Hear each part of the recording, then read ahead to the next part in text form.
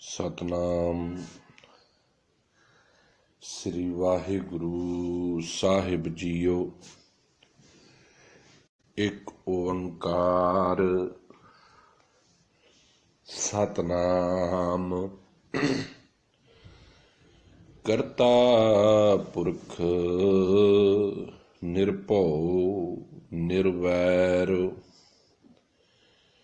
ਅਕਾਲ ਮੂਰਤ ਅਜੂਨੀ ਸੈਭੰ ਗੁਰ ਪ੍ਰਸਾਦ। ਇੱਕ ਓੰਕਾਰ ਸਤਿਗੁਰ ਪ੍ਰਸਾਦ। ਸ਼੍ਰੀ ਰਾਗ ਮਹੱਲਾ ਪਹਿਲਾ ਘਰ ਪਹਿਲਾ ਅਸ਼ਟਪਦੀਆਂ। ਆਖ ਆਖ ਮਨ ਵਾਵਣਾ ਜਿਉਂ ਜਿਉਂ ਜਾਪੈ ਵਾਏ। ਜਿਸਨੂੰ ਵਾਏ ਸੁਣਾਈਐ ਸੋ ਕੇਵਡ ਕਿਤ ਥਾਏ। ਆਖਣ ਵਾਲੇ ਜੇਤੜੇ ਸਭ ਆਖ ਰਹੇ ਲਿਵ ਲਾਏ। ਬਾਬਾ ਅੱਲੋ ਅਗਮ ਅਪਾਰ ਪਾਕੀ ਨਾਈ ਪਾਕ ਥਾਏ। ਸੱਚਾ ਪਰਵਦੀਗਾਰ ਰਹਾਉ ਤੇਰਾ ਹੁਕਮ ਨਾ ਜਾਪੀ ਕੇਤੜਾ। ਲਿਖ ਨਾ ਜਾਣੈ ਕੋਏ ਜੇ 100 ਸ਼ਾਇਰ ਮੇਲੀਐ ਤਿਲ ਨਾ ਪੁਜਾਵੈ ਰੋਏ। ਕੀਮਤ ਕਿਨੈ ਨਾ ਪਾਈਆ ਸਭ ਸੁਣ ਸੁਣ ਆਖੈ ਸੋਏ। ਪੀਰ ਪੈਕਾਮਰ ਸਾਲਕ ਸਾਧਕ ਸੌਦੇ ਔਰ ਸ਼ਹੀਦ।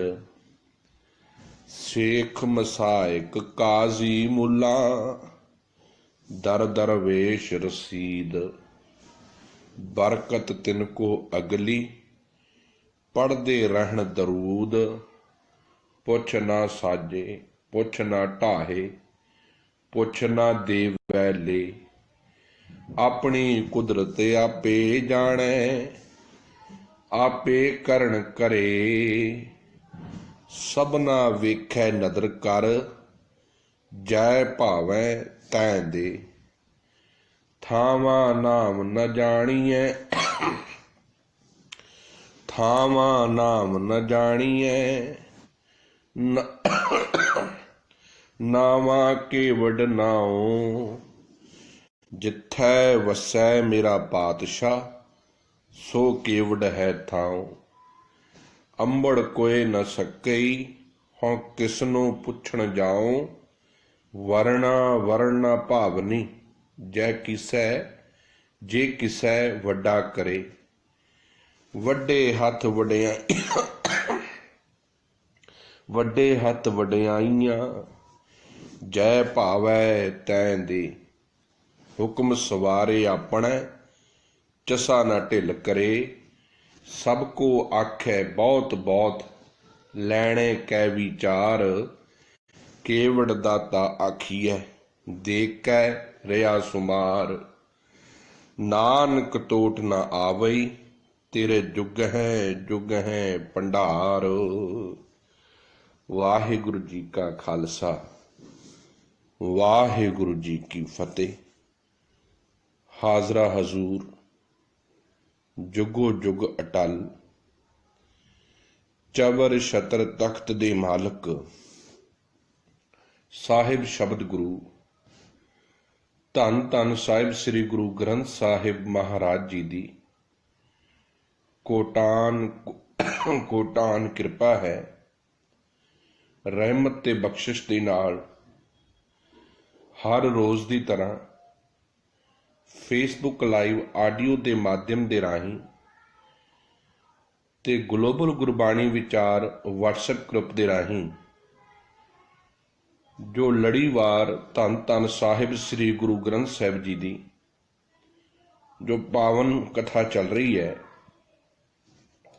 ਜਿਸ ਵਿੱਚ ਹੁਣ ਤੱਕ ਸ਼੍ਰੀ ਰਾਗ ਦੇ 100 ਨੰਬਰ ਸ਼ਬਦ ਤੱਕ ਆਪਾਂ ਵਿਚਾਰ ਕਰ ਚੁੱਕੇ ਹਾਂ, ਜਿਹਦੇ ਵਿੱਚੋਂ 33 ਸ਼ਬਦ ਸਾਹਿਬ ਗੁਰੂ ਨਾਨਕ ਸਾਹਿਬ ਜੀ ਦੇ ਸਨ। 31 ਸ਼ਬਦ ਧੰਨ ਧੰਨ ਸਾਹਿਬ ਸ੍ਰੀ ਗੁਰੂ ਅਮਰਦਾਸ ਸਾਹਿਬ ਜੀ ਦੇ ਸਨ। 6 ਸ਼ਬਦ ਧੰਨ ਧੰਨ ਸ੍ਰੀ ਗੁਰੂ ਰਾਮਦਾਸ ਸਾਹਿਬ ਜੀ ਦੇ ਸਨ। ਤੇ ਹੁਣੇ ਹੁਣੇ ਧੰਨ ਸਾਹਿਬ ਸ੍ਰੀ ਗੁਰੂ ਅਰਜਨ ਦੇਵ ਜੀ ਦੇ 30 ਸ਼ਬਦ ਜਿਹੜੇ ਆਪਾਂ ਵਿਚਾਰ ਚੁੱਕੇ ਹਾਂ। ਕੁੱਲ ਮਿਲਾ ਕੇ ਹੁਣ ਤੱਕ ਸਾਰੇ ਸ਼ਬਦਾਂ ਦੀ ਗਿਣਤੀ 100 ਹੈ। ਇੱਥੇ ਆ ਕੇ ਜਿਹੜੇ ਸ਼੍ਰੀ ਰਾਗ ਦੇ ਚੌਪਦਿਆਂ ਵਾਲੇ ਸ਼ਬਦ ਸੀ ਉਹਨਾਂ ਦੀ ਅੱਜ ਸਮਾਪਤੀ ਹੁੰਦੀ ਹੈ। ਅੱਜ ਤੋਂ ਜਿਹੜੀ ਆਪਾਂ ਸ਼ੁਰੂਆਤ ਕਰਨ ਲੱਗੇ ਹਾਂ ਉਹ ਅਸ਼ਟਪਦੀਆਂ ਦੇ ਸ਼ਬਦਾਂ ਦੀ ਹੈ। ਭਾਵ ਇੱਕ ਇੱਕ ਸ਼ਬਦ ਦੇ ਵਿੱਚ 8-8 ਬੰਦ ਨੇ ਤੇ ਇੱਕ ਬੰਦ ਰਹਾਉਦਾ ਹੈ।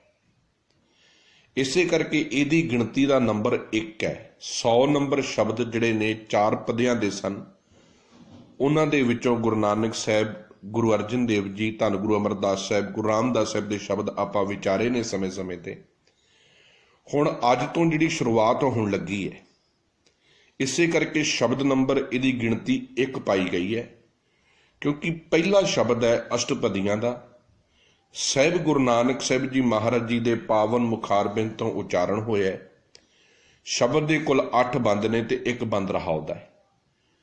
ਤੇ ਆ ਸ੍ਰੀ ਗੁਰੂ ਗ੍ਰੰਥ ਸਾਹਿਬ ਜੀ ਮਹਾਰਾਜ ਜੀ ਦੇ ਪਾਵਨ ਪੰਨਾ ਨੰਬਰ 53 ਦੇ ਉੱਤੇ ਸੁਭਾਇਮਾਨ ਹੈ। ਸੋ ਬਹੁਤ ਧੰਨਵਾਦ ਕਰਦਾ ਆਪ ਗੁਰੂ ਕੀਆਂ ਪਿਆਰੀਆਂ ਸੰਗਤਾਂ ਦਾ ਜਿਨ੍ਹਾਂ ਨੇ ਅਸੀਸ ਦਿੱਤੀ ਹੈ ਤੇ ਇਹ ਸੇਵਾ ਆਪ ਜੀ ਕੇ ਸਨਮੁਖ ਲੈ ਕੇ ਹਾਜ਼ਰ ਹੋ ਰਹੇ ਹਾਂ, ਤਾਂ ਕਿ ਆਪਾਂ ਰੋਜ਼ਾਨਾ ਹੀ ਇੱਕ ਸ਼ਬਦ ਦੀ ਵਿਚਾਰ ਜੋ ਨਿਤਨੇਮ ਬਣਾਇਆ ਹੈ ਕਰਨ ਦਾ, ਕਿ ਜਿਹਦੇ ਵਿੱਚੋਂ ਅਸੀਂ ਸਿਰਫ ਤੇ ਸਿਰਫ ਗੁਰਬਾਣੀ ਦੇ ਉੱਪਰ ਹੀ ਕਨਸੈਂਟਰੇਟ ਕਰਦੇ ਹਾਂ ਤੇ ਗੁਰਬਾਣੀ ਦੇ ਅੱਖਰੀ ਅਰਥ ਭਾਵ ਅਰਥ ਹੀ ਆਪ ਦੇ ਸਨਮੁਖ ਰੱਖੇ ਜਾਂਦੇ ਨੇ। ਕਿਉਂਕਿ ਇੱਥੇ ਜਿਹੜਾ ਅਸੀਂ ਵਿਸ਼ਾ ਲੈ ਕੇ ਚੱਲ ਰਹੇ ਹਾਂ, ਮਸਲਾ ਮਤਲਬ ਇਹ ਹੈ ਕਿ ਵੀ ਵੱਧ ਤੋਂ ਵੱਧ ਅਸੀਂ ਗੁਰਬਾਣੀ ਦੇ ਪ੍ਰਤੀ ਜਾਗਰੂਕ ਹੋਈਏ, ਸਮਝੀਏ, ਤਾਂ ਕਿ ਸੌਖੇ ਸ਼ਬਦਾਂ ਦੇ ਵਿੱਚ ਅਸੀਂ ਗੁਰਮਤਿ ਨੂੰ ਜਾਣ ਸਕੀਏ।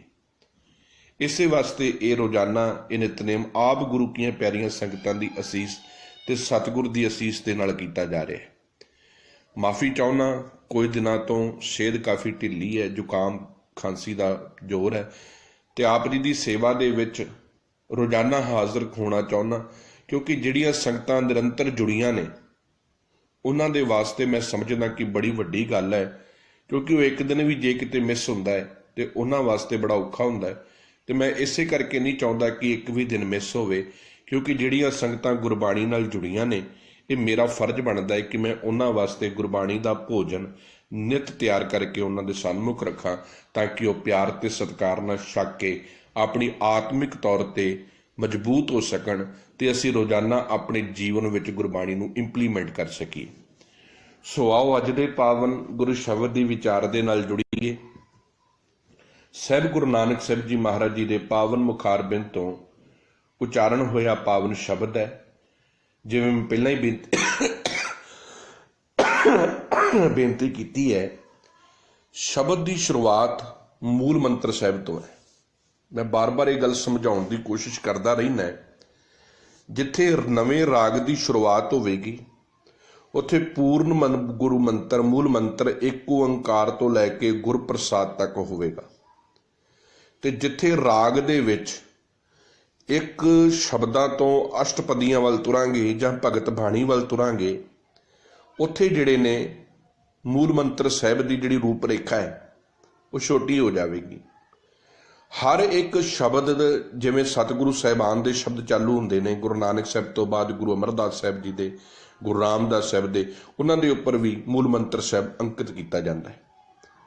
ਉਹਦਾ ਮਤਲਬ ਇਹ ਹੈ ਕਿ ਜਿਤਨੀ ਵੀ ਗੁਰਬਾਣੀ ਹੈ, ਜਿਤਨੀ ਵੀ ਉਚਾਰਨ ਹੋਈ 1430 ਅੰਗਾਂ ਵਿੱਚ ਆ, ਸਾਰਿਆਂ ਦੀ ਜਿਹੜੀ ਮੂਲ ਪਰਿਭਾਸ਼ਾ ਹੈ ਮੂਲ ਮੰਤਰ ਹੈ। ਇੱਕ ਅਕਾਲ ਪੁਰਖ ਨੂੰ ਲੋਕਾਂ ਦੇ ਵਿੱਚ ਗੁਣਾ ਰੂਪ ਵਿੱਚ ਪਹੁੰਚਾਉਣਾ, ਅਕਾਲ ਪੁਰਖ ਦਾ ਪ੍ਰਚਾਰ ਕਰਨਾ, ਅਕਾਲ ਪੁਰਖ ਦਾ ਪ੍ਰਸਾਰ ਕਰਨਾ, ਸਾਰੀ ਮਾਨਵਤਾ ਨੂੰ ਇੱਕ ਅਕਾਲ ਪੁਰਖ ਦੇ ਲੜ ਜੋੜਨਾ ਤੇ ਇੱਕ ਅਕਾਲ ਪੁਰਖ ਦੇ ਨਾਲ ਹੀ ਜੋੜਦਿਆਂ ਜੀਵਨ ਵਿੱਚ ਸੱਚ ਨੂੰ ਸਮਾਉਣਾ।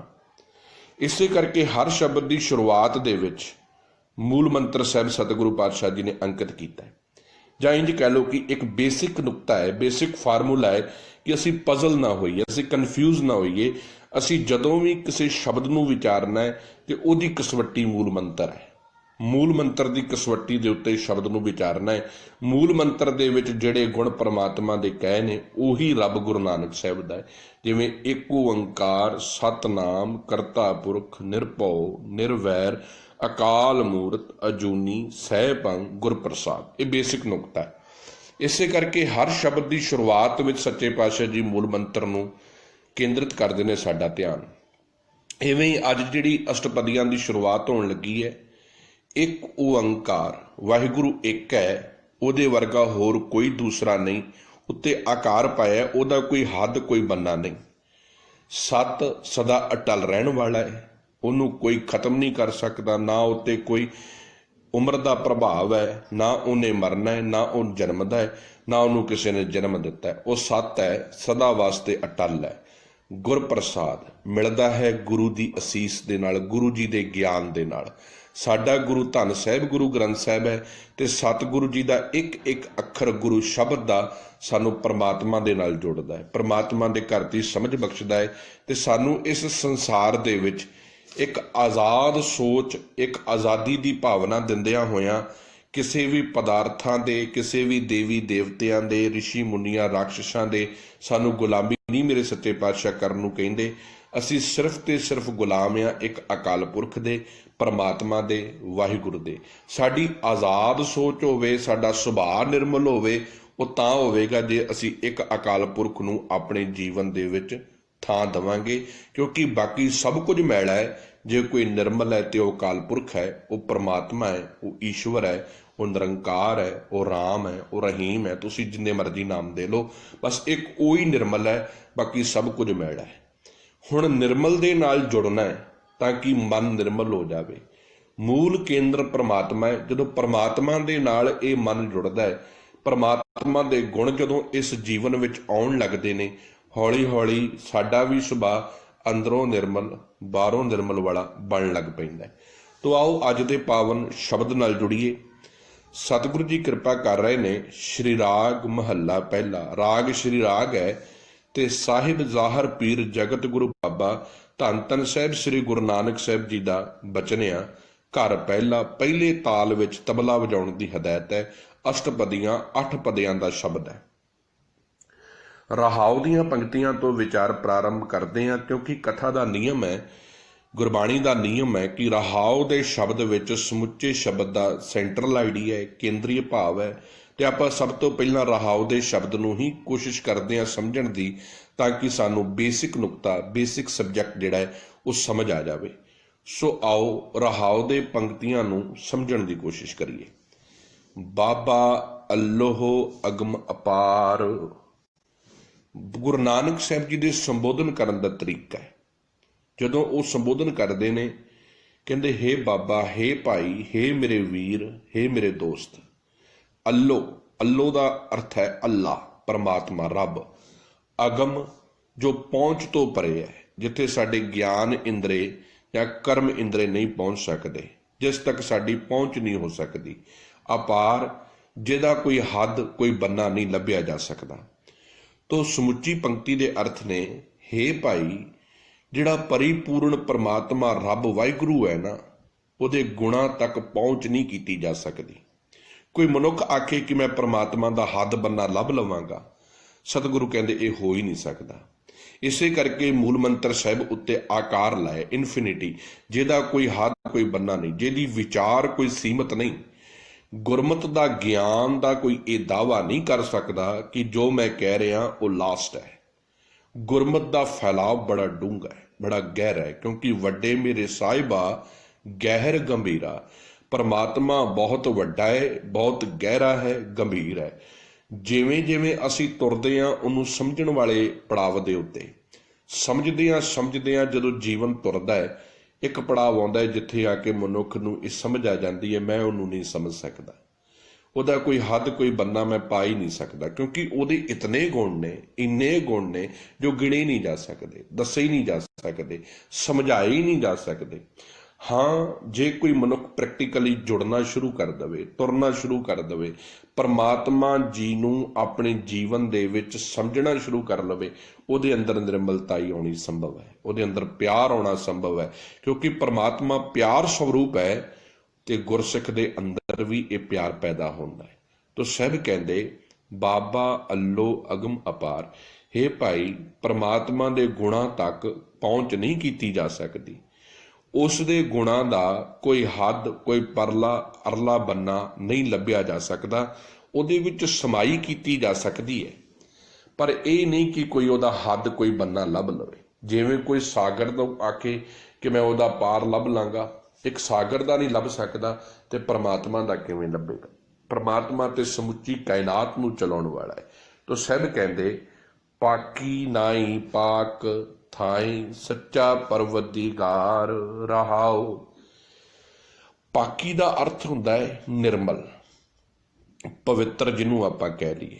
ਪਾਕੀ ਨਾਈ ਪਾਕ, ਨਾਈ ਦਾ ਅਰਥ ਹੈ, ਨਾਈ ਲਫ਼ਜ਼ ਸਨਾ ਹੈ, ਇਸ ਦਾ ਅਰਥ ਹੈ ਵਡਿਆਈ, ਸਿਫਤ। ਗੁਰਬਾਣੀ ਵਿੱਚ ਬੜੀ ਵਾਰੀ ਆਇਆ ਹੈ ਨਾਈ ਸ਼ਬਦ। ਨਾਈ ਦਾ ਅਰਥ ਹੈ ਵਡਿਆਈ, ਸੋਭਾ, ਮਾਣ। ਪਾਕੀ ਨਾਈ ਪਾਕ ਥਾਏ, ਕਹਿੰਦੇ ਪਾਕੀ ਨਾਈ ਪਾਕ, ਪਾਕ ਦਾ ਅਰਥ ਹੈ ਪਵਿੱਤਰ, ਨਿਰਮਲ।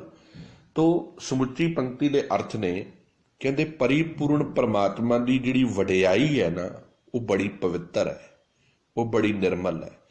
ਤੁਸੀਂ ਕਿਸੇ ਮਨੁੱਖ ਦੇ ਗੁਣਾਂ ਨੂੰ ਗਾਓਗੇ, ਮਨੁੱਖ ਦੇ ਵਿੱਚ ਅਵਗੁਣ ਵੀ ਲੱਭਣਗੇ, ਪਰ ਪਰਮਾਤਮਾ ਦੇ ਵਿੱਚ ਕੋਈ ਅਵਗੁਣ ਨਹੀਂ ਹੈ। ਉਹਦੀ ਜਿਵੇਂ ਜਿਵੇਂ ਮਨੁੱਖ ਵਡਿਆਈ ਕਰਦਾ ਹੈ, ਜਿਵੇਂ ਜਿਵੇਂ ਪਰਮਾਤਮਾ ਦੀਆਂ ਵਡਿਆਈਆਂ ਨੂੰ ਜਾਣਨ ਤੇ ਸਮਝਣ ਦੀ ਕੋਸ਼ਿਸ਼ ਕਰਦਾ ਹੈ, ਮਨੁੱਖ ਦੀ ਸੋਚ ਨਿਰਮਲ ਹੋਣ ਲੱਗ ਪੈਂਦੀ ਹੈ।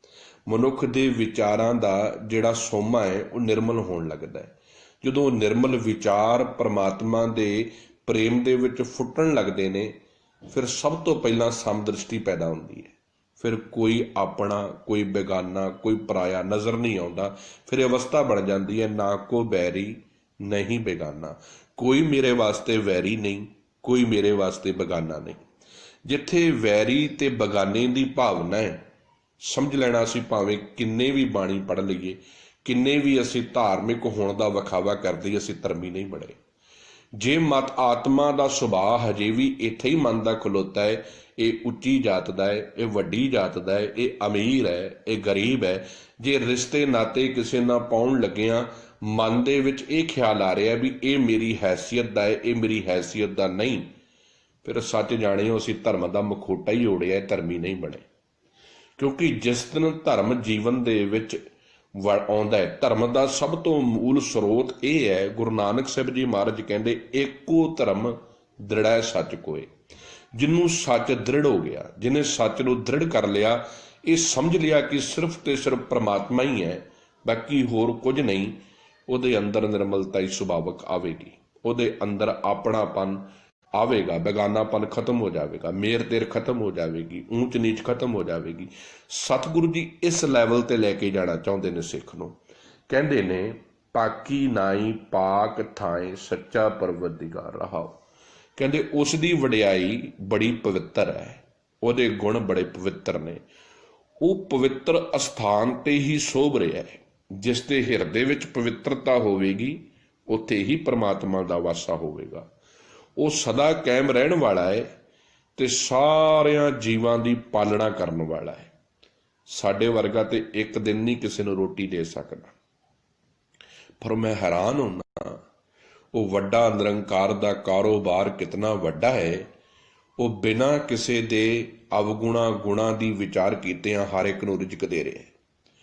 ਚੋਰ ਤੋਂ ਲੈ ਕੇ ਬਲਾਤਕਾਰੀ ਤੱਕ, ਸਾਧ ਤੋਂ ਲੈ ਕੇ ਆਪਣੇ ਆਪ ਨੂੰ ਵੱਡਾ ਸੰਤ ਅਖਾਉਣ ਵਾਲੇ ਤੱਕ ਸੱਚੇ ਪਾਤਸ਼ਾਹ ਦੀਆਂ ਝੋਲੀਆਂ ਭਰ ਰਹੇ ਨੇ। ਪਰਮਾਤਮਾ ਵਾਹਿਗੁਰੂ ਸਾਰਿਆਂ ਨੂੰ ਰਿਜ਼ਕ ਦੇ ਰਿਹਾ ਹੈ, ਸਾਰਿਆਂ ਦੀ ਪ੍ਰਤਿਪਾਲਣਾ ਕਰ ਰਿਹਾ ਹੈ, ਸਾਰਿਆਂ ਨੂੰ ਪਾਲ ਰਿਹਾ ਹੈ। ਤਾਂ ਸਾਹਿਬ ਕਹਿੰਦੇ ਉਹ ਬਹੁਤ ਹੀ ਗਿਆਨ ਦੀ ਗੱਲ ਸਮਝਣ ਵਾਲੀ ਹੈ, ਉਹ ਬਹੁਤ ਹੀ ਨਿਰਮਲ ਹੈ, ਉਹਦੀ ਵਡਿਆਈ ਨਿਰਮਲ ਹੈ, ਉਹਦੀ ਸ਼ੋਭਾ ਨਿਰਮਲ ਹੈ, ਉਹ ਅਸਥਾਨ ਨਿਰਮਲ ਹੈ ਜਿੱਥੇ ਪਰਮਾਤਮਾ ਵਸਦਾ ਹੈ, ਜਿੱਥੇ ਪਰਮਾਤਮਾ ਰਹਿੰਦਾ ਹੈ। ਇਹ ਰਹਾਉ ਦੀਆਂ ਪੰਕਤੀਆਂ ਨੇ।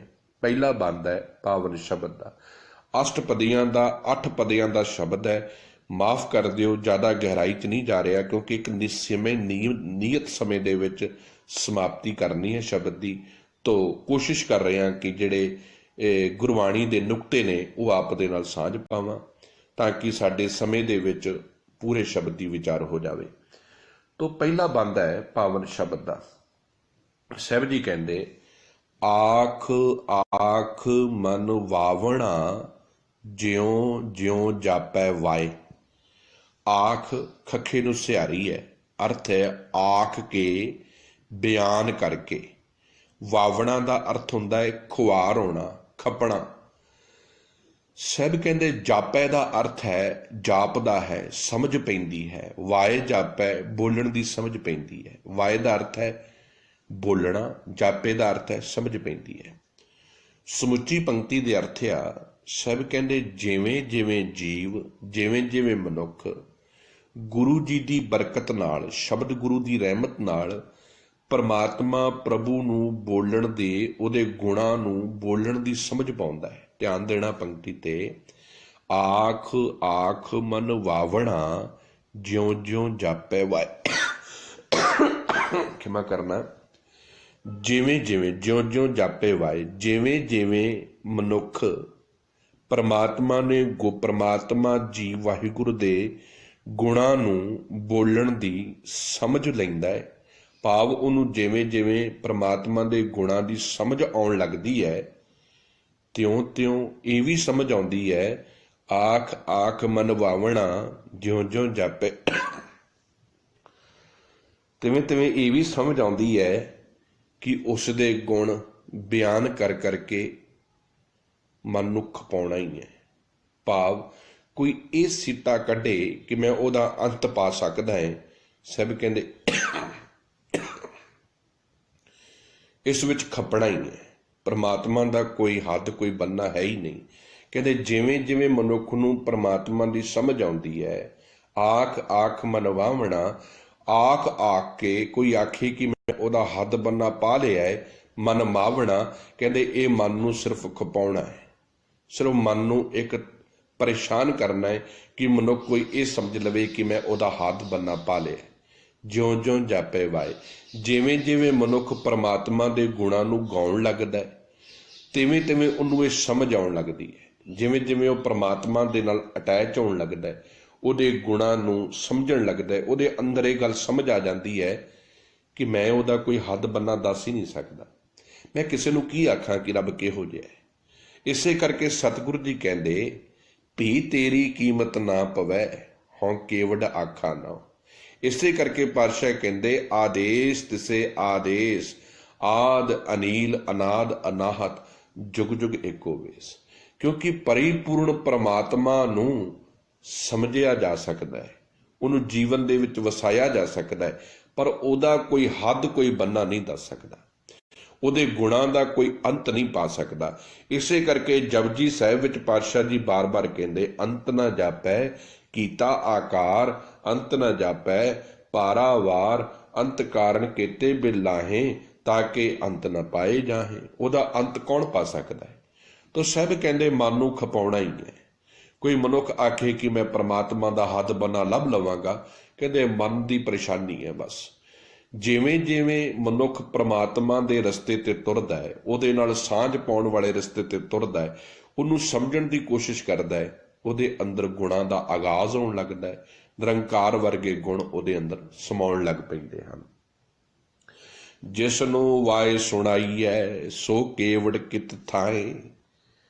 ਵਾਏ ਦਾ ਅਰਥ ਹੁੰਦਾ ਹੈ ਬੋਲ ਕੇ ਕਹਿਣਾ, ਬੋਲ ਕੇ ਸੁਣਾਉਣਾ। ਕਿਤ ਤੱਤੇ ਥੱਲੇ ਔਂਕੜ ਹੈ, ਕਿਸ ਵਿੱਚ। ਥਾਏ ਦਾ ਅਰਥ ਹੈ ਥਾਂ ਵਿੱਚ। ਕਿਤ ਥਾਏ, ਕਿਸ ਥਾਂ ਵਿੱਚ, ਕਿਸ ਅਸਥਾਨ ਤੇ। ਸਾਹਿਬ ਜੀ ਕਹਿੰਦੇ ਜਿਸ ਪ੍ਰਭੂ ਨੂੰ ਬੋਲ ਕੇ ਸੁਣਾਈਦਾ। ਹੁਣ ਕੋਈ ਮੂੰਹ ਤੋਂ ਬੋਲ ਬੋਲ ਕੇ ਆਖੇ, ਰਾਮ ਰਾਮ ਕਰਕੇ ਆਖੇ, ਵਾਹਿਗੁਰੂ ਵਾਹਿਗੁਰੂ ਕਰਕੇ ਆਖੇ ਕਿ ਮੈਂ ਰੱਬ ਨੂੰ ਸੁਣਾ ਰਿਹਾ, ਤੂੰ ਸਾਹਿਬ ਕਹਿੰਦੇ ਇੱਕ ਗੱਲ ਚਿੱਤੇ ਰੱਖੀ, ਜਿਸ ਪ੍ਰਭੂ ਦੇ ਗੁਣਾਂ ਨੂੰ ਤੂੰ ਬਾਰ-ਬਾਰ ਬੋਲ ਕੇ ਹੋਰਾਂ ਨੂੰ ਦੱਸ ਰਿਹਾ ਨਾ, ਉਸ ਦੀ ਬਾਬਤ ਤਾਂ ਹਜੇ ਤੱਕ ਤੈਨੂੰ ਇਹ ਵੀ ਪਤਾ ਨਹੀਂ ਲੱਗਾ ਕਿ ਉਹ ਕਿੱਡਾ ਵੱਡਾ ਹੈ ਤੇ ਕਿਸ ਥਾਂ ਤੇ ਨਿਵਾਸ ਕਰਦਾ ਹੈ। ਕਿੰਨੀ ਪ੍ਰੈਕਟੀਕਲ ਗੱਲ ਪਾਤਸ਼ਾਹ ਜੀ ਕਰ ਰਿਹਾ। ਅਸੀਂ ਮੂੰਹ ਤੋਂ ਵਾਹਿਗੁਰੂ ਵਾਹਿਗੁਰੂ ਕਰਦੇ ਹਾਂ, ਰਾਮ ਰਾਮ ਕਰਦੇ ਹਾਂ। ਕੋਈ ਕਹਿੰਦਾ ਮੇਰਾ ਰਾਮ ਹੈ, ਕੋਈ ਕਹਿੰਦਾ ਮੇਰਾ ਵਾਹਿਗੁਰੂ ਹੈ, ਕੋਈ ਕਹਿੰਦਾ ਮੈਂ ਅੱਲਾ ਨੂੰ ਮੰਨਦਾ। ਸਭ ਕਹਿੰਦੇ ਕਿਸ ਨੂੰ ਵਾਏ ਸੁਣਾ, ਜਿਸ ਨੂੰ ਵਾਏ ਸੁਣਾਈ ਹੈ ਸੋ ਕੇਵਡ ਕਿੱਥਾਂ ਹੈ। ਜਿਸ ਪਰਮਾਤਮਾ ਨੂੰ ਤੂੰ ਬੋਲ ਬੋਲ ਕੇ ਸੁਣਾ ਰਿਹਾ ਹੈ, ਜਿਸ ਪ੍ਰਭੂ ਦੇ ਗੁਣਾਂ ਨੂੰ ਲੋਕਾਂ ਤੱਕ ਪਹੁੰਚਾ ਰਿਹਾ ਹੈ, ਕੀ ਤੂੰ ਉਹਨੂੰ ਜਾਣ ਸਕੇ ਹੈ ਪੂਰਾ? ਕੀ ਤੂੰ ਉਹਨੂੰ ਸਮਝ ਸਕੇ ਹੈ? ਅੱਜ ਤੱਕ ਤੇ ਕੋਈ ਉਹਦਾ ਹੱਦ ਬੰਨਾ ਨਹੀਂ ਲੱਭ ਸਕਿਆ, ਉਹਦਾ ਕੋਈ ਟਿਕਾਣਾ ਨਹੀਂ ਦੱਸ ਸਕਿਆ, ਕੋਈ ਇਹ ਨਹੀਂ ਦੱਸ ਸਕਿਆ ਕੋਈ ਕਿੱਡਾ ਵੱਡਾ ਹੈ। ਇਸੇ ਕਰਕੇ ਰਹਿਰਾਸ ਸਾਹਿਬ ਵਿੱਚ ਪਾਤਸ਼ਾਹ ਜੀ ਨੇ ਇੱਕ ਬੜਾ ਪਿਆਰਾ ਬਚਨ ਕਿਹਾ ਸੋਦਰ ਦੀ ਬਾਣੀ 'ਚ, ਕਹਿੰਦੇ ਸੁਣ ਵੱਡਾ ਆਖੇ ਸਭ ਕੋਏ। ਸੁਣ ਸੁਣ ਕੇ ਸਾਰੇ ਕਹਿ ਰਹੇ ਨੇ ਬੜਾ ਵੱਡਾ ਹੈ, ਬੜਾ ਵੱਡਾ ਹੈ। ਕੇਵੜ ਵੱਡਾ ਡੀਠਾ ਹੋਏ, ਕਿੰਨਾ ਵੱਡਾ ਹੈ ਕਦੀ ਇਹ ਤੁਸੀਂ ਅੱਖਾਂ ਨਾਲ ਵੇਖਿਆ, ਕਦੀ ਇਹ ਜਾਣਿਆ? ਕਹਿੰਦੇ ਸਭ ਕਹਿੰਦੇ ਨੇ ਕੇਵਲ ਬੋਲ ਬੁਲਾਵੇ ਦੇ ਵਿੱਚ ਹੈ, ਕੇਵਲ ਸ਼ਾਬਦਿਕ ਤੌਰ ਤੇ ਪ੍ਰਮਾਤਮਾ ਦੀ ਗੱਲ ਕੀਤੀ ਜਾ ਰਹੀ ਹੈ, ਪਰ ਕੋਈ ਉਹਦਾ ਹੱਦ ਕੋਈ ਬੰਨਾ ਨਹੀਂ ਦੱਸ ਸਕਿਆ। ਉਹ ਕਿਸ ਥਾਂ ਤੇ ਰਹਿੰਦਾ ਹੈ ਇਹ ਵੀ ਕਿਸੇ ਨੂੰ ਨਹੀਂ ਪਤਾ। ਆਖਣ ਵਾਲੇ ਜੇਤੜੇ ਸਭ ਆਕ ਰਹੇ ਲਿਵ ਲਾਏ। ਪਰ ਸਭ ਕਹਿੰਦੇ ਇੱਕ ਕੌਤਕ ਹੁੰਦਾ ਮੈਂ ਵੇਖੇ, ਇੱਕ ਜੀਵਨ ਬਦਲਦੇ ਵੇਖੇ ਨੇ। ਕਹਿੰਦੇ ਜਿਸ ਨੂੰ ਪ੍ਰਮਾਤਮਾ ਦੇ ਨਾਲ ਪਿਆਰ ਬਣ ਗਿਆ ਨਾ, ਉਹ ਸਾਰੇ ਬਿਆਨ ਕਰ ਕਰਕੇ ਥੱਕ ਚੁੱਕੇ ਨੇ, ਪਰ ਗੁਣਾਂ ਦੇ ਵਿੱਚ ਉਹਨਾਂ ਦੀ ਸੁਰਤ ਜੁੜ ਗਈ ਹੈ। ਉਹ ਪ੍ਰਮਾਤਮਾ ਦੇ ਗੁਣਾਂ ਦੇ ਵਿੱਚ ਟਿਕ ਗਏ ਹਨ, ਉਹ ਗੁਣਾਂ ਨੂੰ ਸਮਝਣ ਦੀ ਕੋਸ਼ਿਸ਼ ਕਰ ਰਹੇ ਹਨ। ਆਖਣ ਵਾਲੇ ਜੇਤੜੇ ਸਭ ਆਕ ਰਹੇ ਲਿਵ ਲਾਏ। ਜਿੰਨੇ ਪ੍ਰਮਾਤਮਾ ਜੀ ਨੂੰ ਕਹਿਣ ਵਾਲੇ ਸਨ, ਪ੍ਰਮਾਤਮਾ ਦੇ ਗੁਣਾਂ ਨੂੰ ਦੱਸਣ ਵਾਲੇ ਸਨ, ਉਹ ਪ੍ਰਮਾਤਮਾ ਦੇ ਵਿੱਚ ਹੀ ਸਮਾ ਗਏ। ਉਹ ਦੱਸ ਹੀ ਨਹੀਂ ਸਕੇ ਕਿ ਉਹ ਕਿੱਡਾ ਵੱਡਾ ਹੈ, ਕਿਉਂਕਿ ਇੱਕ ਬੂੰਦ ਸਾਗਰ ਦਾ ਅੰਤ ਕੀ ਪਾਵੇਗੀ। ਭਾਈ ਗੁਰਦਾਸ ਜੀ ਨੇ ਇੱਕ ਬੜਾ ਪਿਆਰਾ ਬਚਨ ਕਿਹਾ, ਕਹਿੰਦੇ ਗੁਰਸਿੱਖ ਕੀ ਹੋਵੇ, ਗੁਰਸਿੱਖ ਬੂੰਦ ਹੋਏ ਸਤਿਗੁਰੂ ਸਾਗਰ ਮੇ ਸਮਾਵੇ। ਕਹਿੰਦੇ ਬੂੰਦ ਬਣ ਜਾ, ਬੂੰਦ ਦੀ ਕੋਈ ਹੋਂਦ ਨਹੀਂ ਹੈ, ਪਰ ਬੂੰਦ ਸਾਗਰ ਵਿੱਚ ਲੀਨ ਹੋ ਜਾਵੇ ਤੇ ਬੂੰਦ ਹੋਂਦ ਵਾਲੀ ਬਣ ਜਾਂਦੀ ਹੈ। ਇਵੇਂ ਇਹ ਆਤਮਾ ਪ੍ਰਮਾਤਮਾ ਵਿੱਚ ਲੀਨ ਹੋ ਜਾਵੇ ਤੇ ਪ੍ਰਮਾਤਮਾ ਵਰਗੀ ਬਣ ਸਕਦੀ। ਆਤਮਾ ਪ੍ਰਮਾਤਮਾ ਇੱਕੋ ਕਰੇ। ਪਰ ਜੇ ਇਹ ਆਤਮਾ ਪ੍ਰਮਾਤਮਾ ਤੋਂ ਵੱਖਰਾ ਹੋਂਦ ਮਹਿਸੂਸ ਕਰਕੇ ਬਹਿ ਜਾਵੇ ਕਿ ਮੈਂ ਹੀ ਹਾਂ, ਤੇ ਸੱਚ ਜਾਣਿਓ ਪ੍ਰਮਾਤਮਾ ਤੱਕ ਨਹੀਂ ਪਹੁੰਚ ਸਕਦੀ। ਜਿੱਦਣ ਮਨੁੱਖ ਨੂੰ ਇਹ ਅਹਿਸਾਸ, ਇਹ ਸਮਝ ਆ ਜਾਵੇਗੀ ਕਿ ਮੈਂ ਪਰਿਪੂਰਨ ਪ੍ਰਮਾਤਮਾ ਦੇ ਹੱਦ ਬੰਨਾ ਪਾਉਣ ਲਈ ਨਹੀਂ ਆਇਆ, ਮੈਂ ਪ੍ਰਮਾਤਮਾ ਵਿੱਚ ਸਮਾਉਣ ਲਈ ਆਇਆ ਹਾਂ, ਜ਼ਿੰਦਗੀ ਦੇ ਅਰਥ ਬਦਲ ਜਾਣਗੇ। ਤੋ ਸਹਿਬ ਕਹਿੰਦੇ ਆਖਣ ਵਾਲੇ ਜੇਤੜੇ ਸਭ ਆਕ ਰਹੇ ਲਿਵ ਲਾਏ। ਜਿਹੜੇ ਕਹਿਣ ਵਾਲੇ ਸਨ ਨਾ ਪ੍ਰਮਾਤਮਾ ਨੂੰ, ਜਿਹੜੇ ਪ੍ਰਮਾਤਮਾ ਦੇ ਗੁਣ ਗਾਉਣ ਵਾਲੇ ਸਨ, ਉਹ ਤੇ ਪ੍ਰਮਾਤਮਾ ਦੇ ਗੁਣ ਗਾਉਂਦਿਆਂ ਗਾਉਂਦਿਆਂ ਉਹਦੇ ਵਿੱਚ ਹੀ ਲਿਵ ਜੁੜ ਗਏ, ਉਹਦੇ ਵਿੱਚ ਹੀ ਟਿਕ ਗਏ, ਉਹਦੇ ਵਿੱਚ ਹੀ ਸਮਾ ਗਏ। ਉਹ ਦੱਸ ਹੀ ਨਹੀਂ ਸਕੇ ਕਿ ਰੱਬ ਕਿਹੋ ਜਿਹਾ ਹੈ, ਕਿਉਂਕਿ ਉਹਨਾਂ ਕੋਲ ਸਮਾਂ ਹੀ ਨਹੀਂ ਰਿਹਾ। ਜਦੋਂ ਕਹਿਣ ਦਾ ਸਮਾਂ ਆਇਆ ਉਦੋਂ ਜ਼ਿੰਦਗੀ ਖਤਮ ਹੋ ਗਈ, ਉਦੋਂ ਨਿਰੰਕਾਰ ਵਿੱਚ ਅਭੇਦਤਾ ਹੋ ਗਈ। ਬਾਬਾ ਅੱਲੋ ਅਗਮ ਅਪਾਰ। ਹੇ ਭਾਈ, ਪਰਮਾਤਮਾ ਦੇ ਗੁਣਾਂ ਤੱਕ ਪਹੁੰਚ ਨਹੀਂ ਹੋ ਸਕਦੀ, ਉਸ ਦੇ ਗੁਣਾਂ ਦਾ ਕੋਈ ਹੱਦ ਕੋਈ ਬੰਨਾ ਨਹੀਂ ਲੱਭਿਆ ਜਾ ਸਕਦਾ। ਪਾਕੀ ਨਾਈ ਪਾਕ ਥਾਏ, ਪਾਕੀ ਨਾਈ ਪਾਕ ਥਾਏ, ਸੱਚਾ ਪਰਵਰਦੀਗਾਰ ਰਹਾਓ। ਉਸ ਦੀ ਵਡਿਆਈ ਬੜੀ ਨਿਰਮਲ ਹੈ, ਉਹਦੀ ਸ਼ੋਭਾ ਬੜੀ ਨਿਰਮਲ ਹੈ। ਉਹ ਪਵਿੱਤਰ ਅਸਥਾਨ ਤੇ ਸ਼ੋਭ ਰਿਹਾ ਹੈ। ਜਿੱਥੇ ਪਵਿੱਤਰਤਾ ਹੈ, ਜਿੱਥੇ ਨਿਰਮਲਤਾਈ ਹੈ, ਉੱਥੇ ਨਿਰੰਕਾਰ ਦਾ ਵਾਸਾ ਹੈ। ਉਹ ਸਦਾ ਕਾਇਮ ਰਹਿਣ ਵਾਲਾ ਹੈ ਤੇ ਸਾਰਿਆਂ ਜੀਵਾਂ ਦੀ ਪਾਲਣਾ ਕਰ ਰਿਹਾ ਹੈ, ਸਾਰਿਆਂ ਜੀਵਾਂ ਨੂੰ ਸੰਭਾਲ ਰਿਹਾ ਹੈ। ਰਹਾਓ। ਅਗਲਾ ਬੰਦ ਹੈ ਪਾਵਨ ਸ਼ਬਦ ਦਾ। ਤੇਰਾ ਹੁਕਮ ਨਾ ਜਾਪੀ ਕੇਤੜਾ, ਲਿਖ ਨਾ ਜਾਣੇ ਕੋਏ। ਹੇ ਪ੍ਰਭੂ ਜੀ, ਕਿਸੇ ਨੂੰ ਵੀ ਇਹ ਸਮਝ ਨਹੀਂ ਪਈ ਕਿ ਤੇਰਾ ਹੁਕਮ ਕਿਤਨਾ ਅਟਲ ਹੈ। ਤੇਰਾ ਹੁਕਮ ਨਾ ਜਾਪੀ ਕੇਤੜਾ, ਕੋਈ ਵੀ ਤੇਰੇ ਹੁਕਮ ਨੂੰ ਨਹੀਂ ਸਮਝ ਸਕਿਆ। ਲਿਖ ਨਾ ਜਾਣੇ ਕੋਏ, ਤੇ ਕੋਈ ਵੀ ਤੇਰੇ ਹੁਕਮ ਨੂੰ ਬਿਆਨ ਵੀ ਨਹੀਂ ਕਰ ਸਕਦਾ, ਲਿਖ ਵੀ ਨਹੀਂ ਸਕਦਾ, ਕਿਉਂਕਿ ਤੂੰ ਇਤਨਾ ਅਪਾਰ ਤੇ ਇਤਨੀਆਂ ਰਹਿਮਤਾਂ ਕਰਨ ਵਾਲਾ ਹੈ। ਤੇਰੇ ਹੁਕਮ ਨੂੰ ਸਮਝਣਾ ਬਹੁਤ ਔਖਾ ਹੈ, ਤੇਰੀ ਰਜ਼ਾ ਦੇ ਵਿੱਚ ਤੁਰਨਾ ਬਹੁਤ ਔਖਾ ਹੈ। ਗੱਲਾਂ ਕਰਨੀਆਂ ਬੜੀਆਂ ਸੌਖੀਆਂ ਨੇ, ਪਰ ਤੇਰਾ ਹੁਕਮ ਕਿਤਨਾ ਅਟਲ ਹੈ, ਕਿੱਡਾ ਵੱਡਾ ਹੈ, ਇਹ ਕੋਈ ਨਹੀਂ ਕਹਿ ਸਕਿਆ, ਇਹ ਕੋਈ ਨਹੀਂ ਦੱਸ ਸਕਿਆ।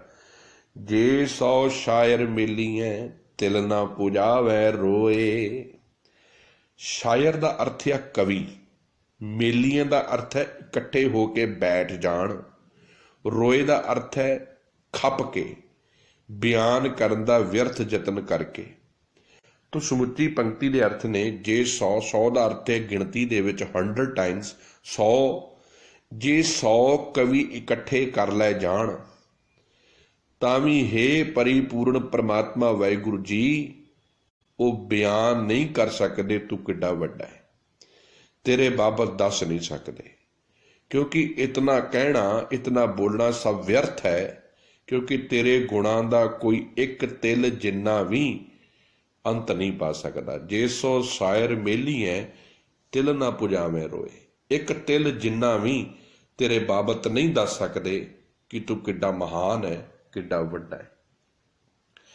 कीमत किने ना पाइया सब सुन सुन आखें सोए।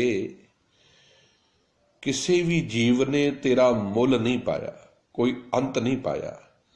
सारे जीव तेरी बाबत दूजियां तो सुन सुन के ही आख दिंदे हन।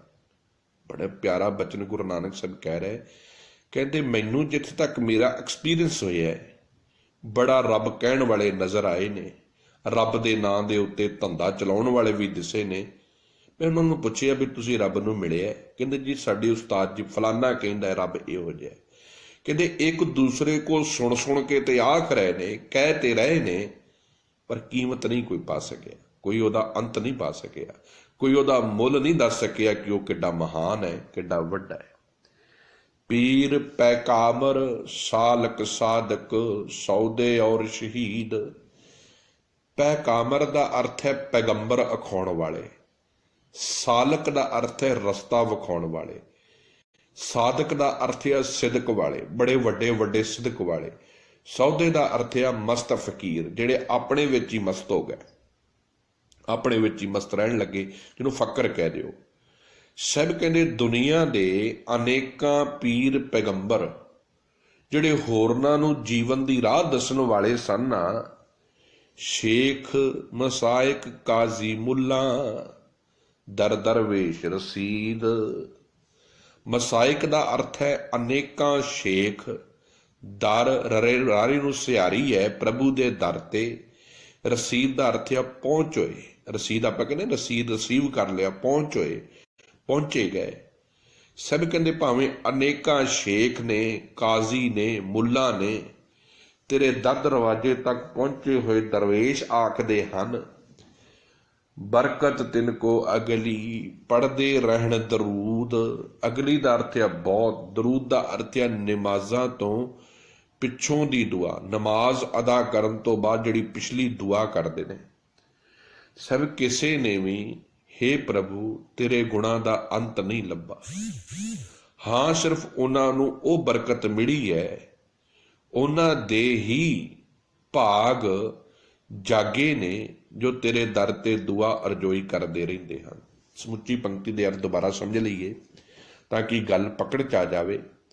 साहब जी कहते ने बड़े वड्डे वड्डे पीर अखाउण वाले, पैगंबर अखाउण वाले, लोकां नूं सच दा रस्ता दसन वाले पीर पैकामर सालक साधक सौदे और शहीद, जिहड़े वड्डे वड्डे गवाहियां भरन वाले, सिदक दा पैगाम देण वाले ते अपने आप दे जीवन विच मस्त रहण वाले फकीर, जिहड़े लोकां नूं राह दसन वाले सन। हे परिपूर्ण परमात्मा जी, शेख मसायक काजी मुल्ला दर दरवेश रसीद। अनेका शेख काजी मुल्ला ते होर तेरे दरवाजे तक पहुंचे हुए जिहड़े दरवेश ने, जो कहंदे असीं रब तक पहुंच गए हाँ। बरकत तिनको अगली। हाँ जे उन्हां दे जीवन विच कोई बरकत आई है, जे उन्हां दे जीवन दे विच जे तूं कुछ ज्ञान वसाया है अपना, ते उस सच जानी निमरता नाल प्राप्त किया है। बरकत तिनको अगली पढ़ते रहन दरूद। दरूद का अर्थ है दुआवां दे विचों, बेनतियां दे विचों, अरदासां दे विचों। हे परमात्मा जी, जे उन्हां नूं तेरे बाबत कुछ जानन दी, समझण दी जे कोई अवस्था बनी है, ਤੇ ਮੈਂ ਇੰਨਾ ਕੀ ਸਮਝਿਆ ਕਿ ਤੇਰੇ ਅੱਗੇ ਬੇਨਤੀਆਂ ਕਰਕੇ ਬਣੀ ਹੈ। ਤੂੰ ਹੀ ਰਹਿਮਤ ਕੀਤੀ ਹੈ, ਤੂੰ ਹੀ ਬਖਸ਼ਿਸ਼ ਕੀਤੀ ਹੈ ਕਿ ਉਹਨਾਂ ਦੀ ਮੱਤ ਦੇ ਵਿੱਚ ਆਪਣੇ ਗਿਆਨ ਦਾ ਪ੍ਰਗਾਸ ਪਾਇਆ ਹੈ, ਉਹਨਾਂ ਦੇ ਅੰਦਰ ਆਪਣੇ ਸੱਚ ਦੀ ਕੋਈ ਨਾ ਕੋਈ ਗਿਆਨ ਦਾ ਦੀਪਕ ਜਗਾਇਆ ਹੈ ਕਿ ਉਹ ਤੇਰੇ ਰਸਤੇ ਤੇ ਤੁਰ ਪਏ ਨੇ। ਇਹ ਤੇਰੀਆਂ ਅੱਗੇ ਅਰਦਾਸਾਂ ਜਿਹੜੀਆਂ ਨੇ, ਮਿੰਨਤਾਂ ਨੇ, ਬੇਨਤੀਆਂ ਨੇ, ਉਹ ਜੋਦੜੀਆਂ ਨੇ। ਉਹਨਾਂ ਜੋਦੜੀਆਂ 'ਚੋਂ ਇਹ ਬਰਕਤ ਮਿਲੀ ਹੈ ਕਿ ਤੇਰੇ ਬਾਬਤ ਕੁਝ ਜਾਣਨ ਦੀ, ਸਮਝਣ ਦੀ, ਕੁਝ ਬੋਲਣ ਦੀ ਕੋਈ ਸ਼ਕਤੀ ਮਿਲੀ ਹੈ। ਨਹੀਂ ਤਾਂ ਸਾਡੇ ਕੋਲ ਤੇ ਕੋਈ ਸ਼ਬਦ ਹੀ ਨਹੀਂ, ਕੋਈ ਅੱਖਰ ਹੀ ਨਹੀਂ, ਕੋਈ ਬੋਲ ਹੀ ਨਹੀਂ ਕਿ ਤੇਰੇ ਬਾਰੇ ਕਹਿ ਸਕੀਏ। ਇਸੇ ਕਰਕੇ ਜਪਜੀ ਸਾਹਿਬ ਵਿੱਚ ਸਾਹਿਬਾਂ ਨੇ ਬੜਾ ਪਿਆਰਾ ਬਚਨ ਕਿਹਾ, ਅੱਖਰੀ ਨਾਮ ਅੱਖਰੀ ਸਾਲਾਹਾ, ਅੱਖਰੀ ਗਿਆਨ ਗੀਤ ਗੁਣ ਗਾਹਾ, ਅੱਖਰੀ ਲਿਖਣ ਬੋਲਣ ਬਾਣ, ਅੱਖਰੀ ਸਿਰ ਸੰਜੋਗ ਵਖਾਣ, ਜਿਨੇ ਇਹ ਲਿਖੇ ਤੇ ਸਿਰ ਨਾ ਹੈ। ਜਿੰਨੇ ਲਿਖੇ ਨੇ ਨਾ ਉਹਦੇ ਸਿਰ ਤੇ ਨਹੀਂ ਹੈ। ਉਹਨੂੰ ਅੱਖਰਾਂ ਦੇ ਵਿੱਚ ਦੱਸਿਆ ਹੀ ਨਹੀਂ ਜਾ ਸਕਦਾ, ਕਿਹਾ ਹੀ ਨਹੀਂ ਜਾ ਸਕਦਾ। ਪੁੱਛ ਨਾ ਸਾਜੇ, ਪੁੱਛ ਨਾ ਢਾਹੇ, ਪੁੱਛ ਨਾ ਦੇ ਵੈਲੇ। ਤੇਰੀ ਰਹਿਮਤ ਤੇ ਬਰਕਤ ਪਿਆਰ ਦੇ ਨਾਲ ਇਹੀ ਗੱਲ ਸਮਝ ਪਈ ਹੈ, ਪ੍ਰਭੂ ਇਹ ਜਗਤ ਨਾ ਕਿਸੇ ਨੂੰ ਪੁੱਛ ਕੇ, ਕਿਸੇ ਦੇ ਪਾਸੋਂ ਸਲਾਹ ਲੈ ਕੇ ਬਣਾਉਂਦਾ ਹੈ। ਕਿੱਡੇ ਪਿਆਰੇ ਬਚਨ ਨੇ। ਸਭ ਕਹਿੰਦੇ ਰੱਬ ਨੂੰ ਕਿਸੇ ਦੇ ਕੋਲੋਂ ਸਲਾਹ ਪੁੱਛਣ ਦੀ ਲੋੜ ਨਹੀਂ, ਉਹਨੂੰ ਕਿਸੇ ਦੇਵੀ ਦੇਵਤੇ ਕੋਲੋਂ ਪੁੱਛਣ ਦੀ ਲੋੜ ਨਹੀਂ। ਉਹ ਕਿਸੇ ਦਾ ਗੁਲਾਮ ਨਹੀਂ ਹੈ, ਉਹਨੂੰ ਕਿਸੇ ਕੋਲੋਂ ਕੋਈ ਐਡਵਾਈਸ ਲੈਣ ਦੀ ਲੋੜ ਨਹੀਂ ਹੈ। ਪੁੱਛ ਨਾ ਸਾਜੇ, ਉਹ ਕਿਸੇ ਨੂੰ ਪੁੱਛ ਕੇ ਸੰਸਾਰ ਦੀ ਰਚਨਾ ਨਹੀਂ ਕਰਦਾ। ਪੁੱਛ ਨਾ ਢਾਹੇ, ਨਾ ਹੀ ਉਹ ਕਿਸੇ ਨੂੰ ਪੁੱਛਦਾ ਹੈ ਢਾਉਣ ਤੋਂ ਪਹਿਲਾਂ, ਮਿਟਾਉਣ ਤੋਂ ਪਹਿਲਾਂ।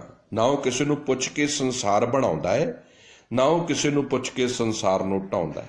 ਪੁੱਛ ਨਾ ਦੇ ਵੇਲੇ, ਨਾ ਉਹ ਕਿਸੇ ਦੀ ਸਲਾਹ ਲੈਂਦਾ ਹੈ ਕਿ ਸਰੀਰ ਵਿੱਚ ਮੈਂ ਆਤਮਾ ਪਾਵਾਂ ਕਿ ਕੱਢ ਲਵਾਂ। ਉਹਨੂੰ ਕਿਸੇ ਕੋਲੋਂ ਕੋਈ ਆਗਿਆ ਲੈਣ ਦੀ ਲੋੜ ਨਹੀਂ ਹੈ। ਆਪਣੀ ਕੁਦਰਤ ਆਪੇ ਜਾਣੈ, ਆਪੇ ਕਰਨ ਕਰੇ। ਸਭ ਕਹਿੰਦੇ ਮੈਨੂੰ ਤੇ ਇੰਨੀ ਸਮਝ ਪਈ ਹੈ, ਪਰਮਾਤਮਾ ਵਾਹਿਗੁਰੂ ਆਪਣੀ ਕੁਦਰਤ ਨੂੰ ਆਪ ਹੀ ਜਾਣਦਾ ਹੈ। ਉਹ ਆਪ ਹੀ ਜਗਤ ਦੀ ਰਚਨਾ ਰਚਣ ਵਾਲਾ ਹੈ, ਸਾਰੇ ਜਗਤ ਨੂੰ ਬਣਾਉਣ ਵਾਲਾ ਹੈ। ਉਹੀ ਜਾਣੇ ਕਿ ਉਹਦੇ ਮਨ ਵਿੱਚ ਕੀ ਹੈ। ਸਭਨਾ ਵੇਖੈ ਨਦਰ ਕਰ, ਜੈ ਭਾਵੈ, ਖਿਮਾ ਕਰਨਾ, ਸਭਨਾ ਵੇਖੈ ਨਦਰ ਕਰ, ਜੈ ਭਾਵੈ ਤੈਂਦੇ। ਸਭ ਕਹਿੰਦੇ ਉਹਨਾਂ ਪਰਮਾਤਮਾ ਦੀ ਸਾਰੀ ਕਾਇਨਾਤ, ਸਾਰੀ ਮਾਨਵਤਾ ਦੇ ਉੱਪਰ ਨਜ਼ਰ ਆ, ਉਹਦੀ ਨਿਗਾਹ ਹੈ। ਪਰ ਪਰਮਾਤਮਾ ਆਪਣਾ ਗਿਆਨ, ਆਪਣੀ ਸਮਝ ਕਿਹਨੂੰ ਦਿੰਦਾ ਹੈ? ਜੈ ਭਾਵ ਹੈ ਜੋ ਪਰਮਾਤਮਾ ਦੇ ਹੁਕਮ ਦੇ ਵਿੱਚ ਤੁਰਨ ਲੱਗ ਪੈਂਦੇ ਨੇ, ਜੋ ਨਿਰੰਕਾਰ ਨਾਲ ਆਪਣਾ ਪ੍ਰੇਮ ਪਾ ਲੈਂਦੇ ਨੇ, ਜੋ ਉਹਦੀ ਰਜ਼ਾ ਨੂੰ ਮੰਨਣ ਲੱਗ ਪੈਂਦੇ ਨੇ, ਤੈਂ ਦੇ ਉਹਨਾਂ ਨੂੰ ਉਹ ਇਹ ਪਿਆਰ, ਇਹ ਸਮਝ, ਆਪਣੇ ਘਰ ਦਾ ਪਤਾ, ਆਪਣੇ ਘਰ ਦਾ ਸੰਦੇਸ਼, ਆਪਣੇ ਘਰ ਦਾ ਸੁਨੇਹਾ ਉਹਨਾਂ ਨੂੰ ਬਖਸ਼ਦਾ ਹੈ ਤੇ ਉਹਨਾਂ ਦਾ ਜੀਵਨ ਉੱਚਾ ਤੇ ਸੁੱਚਾ ਨਿਰਮਲ ਬਣਾ ਦਿੰਦਾ ਹੈ। ਥਾਵਾਂ ਨਾਮ ਨਾ ਜਾਣੀਐ, ਨਾਵਾਂ ਕੇਵਡ ਨਾਉ। ਸਭ ਕਹਿੰਦੇ ਥਾਵਾਂ ਨਾਮ ਦਾ ਅਰਥ ਹੈ ਅਨੇਕਾਂ ਥਾਵਾਂ ਦੇ ਨਾਮ, ਕੇਵਡ ਦਾ ਅਰਥ ਹੈ ਕਿਤਨਾ ਵੱਡਾ। ਸਭ ਕਹਿੰਦੇ ਪਰਿਪੂਰਨ ਪਰਮਾਤਮਾ ਨੇ ਬੇਅੰਤ ਪੁਰੀਆਂ ਧਰਤੀਆਂ ਇਸ ਸੰਸਾਰ ਵਿੱਚ ਆਦਿਕ ਮੌਜੂਦ ਨੇ। ਇਤਨੀ ਬੇਅੰਤ ਰਚਨਾ ਹੈ, ਇੱਕ ਹੀ ਧਰਤੀ ਨਹੀਂ। ਅੱਜ ਸਾਇੰਸ ਕਹਿੰਦੀ ਬੇਅੰਤ ਧਰਤੀਆਂ ਨੇ ਤੇ ਸਾਹਿਬ ਗੁਰੂ ਨਾਨਕ ਸਾਹਿਬ ਕਹਿੰਦੇ ਬੇਅੰਤ ਨੇ, ਇੱਕ ਨਹੀਂ। ਪਤਾ ਨਹੀਂ ਕਿੰਨੀਆਂ ਪੁਰੀਆਂ ਨੇ, ਕਿੰਨੀਆਂ ਧਰਤੀਆਂ ਨੇ। ਇਤਨੀ ਵੱਡੀ ਰਚਨਾ ਹੈ ਉਸ ਪਰਮਾਤਮਾ ਦੀ। ਸਭ ਥਾਵਾਂ ਤੇ ਪਦਾਰਥਾਂ ਦੇ ਨਾਮ ਵੀ ਹਜੇ ਤੱਕ ਅਸੀਂ ਕਹਿ ਨਹੀਂ ਸਕੇ। ਕਿੰਨਾ ਕੁਝ ਸਾਡੀਆਂ ਇਹਨਾਂ ਅੱਖਾਂ ਤੋਂ ਪਰੇ ਹੈ, ਜਿਨ੍ਹਾਂ ਦੇ ਬਾਰੇ ਸਾਨੂੰ ਨਾ ਕੋਈ ਨਾਮ ਪਤਾ ਹੈ, ਨਾ ਉਹਨਾਂ ਜੀਵ ਜੰਤੂਆਂ ਦੀ ਕੋਈ ਪਹਿਚਾਣ ਪਤਾ ਹੈ। ਜਿਹੜੀ ਸਾਡੀ ਸਮਝ ਵਿੱਚ ਹੈ ਉਹਦੇ ਤੇ ਨਾਮ ਅਸੀਂ ਘੜੇ ਨੇ, ਪਰ ਬੇਅੰਤ ਐਸੇ ਜੀਵ ਜੰਤੂ ਥਾਵਾਂ ਨੇ ਜਿਨ੍ਹਾਂ ਦੇ ਨਾਮ ਦੱਸੇ ਹੀ ਨਹੀਂ ਜਾ ਸਕਦੇ, ਕਹਿ ਹੀ ਨਹੀਂ ਜਾ ਸਕਦੇ। ਇਤਨਾ ਸਭ ਕੁਝ ਹੋਣ ਦੇ ਬਾਵਜੂਦ ਵੀ ਬੇਅੰਤ ਨਾਮਾਂ ਵਿੱਚੋਂ ਕਿਹੜਾ ਨਾਮ ਰੱਖੀਏ, ਕਿਹੜਾ ਨਾਮ ਹੋ ਸਕਦਾ ਹੈ ਕਿ ਇਤਨਾ ਵੱਡਾ ਹੋਵੇ ਕਿ ਪਰਮਾਤਮਾ ਦੇ ਅਸਲ ਬੜਪਣ ਨੂੰ ਬਿਆਨ ਕਰ ਸਕੇ। ਸਾਹਿਬ ਕਹਿੰਦੇ ਇਹ ਹੱਲ ਕੋਈ ਨਹੀਂ ਦੱਸ ਸਕਿਆ। ਬੜੇ ਲੋਕਾਂ ਨੇ ਰੱਬ ਦੇ ਵੱਖ-ਵੱਖ ਨਾਮ ਰੱਖੇ ਨੇ। ਕਿਸੇ ਨੇ ਕਿਰਪਾਲੂ ਕਿਹਾ, ਕੋਈ ਦਇਆਲੂ ਕਹਿੰਦਾ ਹੈ, ਕੋਈ ਰਾਮ ਕਹਿੰਦਾ ਹੈ, ਕੋਈ ਰਹੀਮ ਕਹਿੰਦਾ ਹੈ, ਕੋਈ ਗੌਡ ਕਹਿੰਦਾ ਹੈ।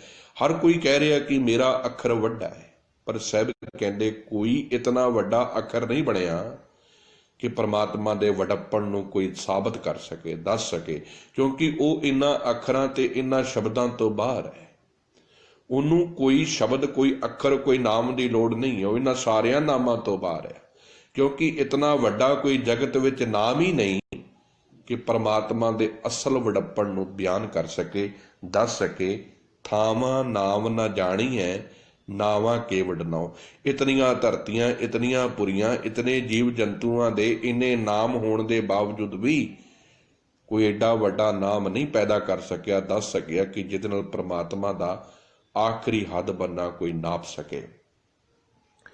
ਜਿੱਥੈ ਵਸੈ ਮੇਰਾ ਪਾਤਸ਼ਾਹ ਸੋ ਕੇਵਡ ਹੈ ਥਾਉ। ਸਭ ਕਹਿੰਦੇ ਇਹ ਵੀ ਨਹੀਂ ਦੱਸਿਆ ਜਾ ਸਕਦਾ ਕਿ ਜਿੱਥੇ ਸ੍ਰਿਸ਼ਟੀ ਦਾ ਪਾਤਸ਼ਾਹ ਪ੍ਰਭੂ ਵਸਦਾ ਹੈ ਉਹ ਥਾਂ ਕਿੱਡਾ ਵੱਡਾ ਹੈ। ਜਿੱਥੇ ਨਿਰੰਕਾਰ ਵਸਦਾ ਹੈ ਉਹ ਥਾਂ ਕਿੱਡਾ ਵੱਡਾ ਹੈ। ਸਭ ਕਹਿੰਦੇ ਇਹ ਵੀ ਨਹੀਂ ਦੱਸਿਆ ਜਾ ਸਕਦਾ। ਅੰਬੜ ਕੋਏ ਨਾ ਸਕਈ ਹੋਂ ਕਿਸ ਨੂੰ ਪੁੱਛਣ ਜਾਓ।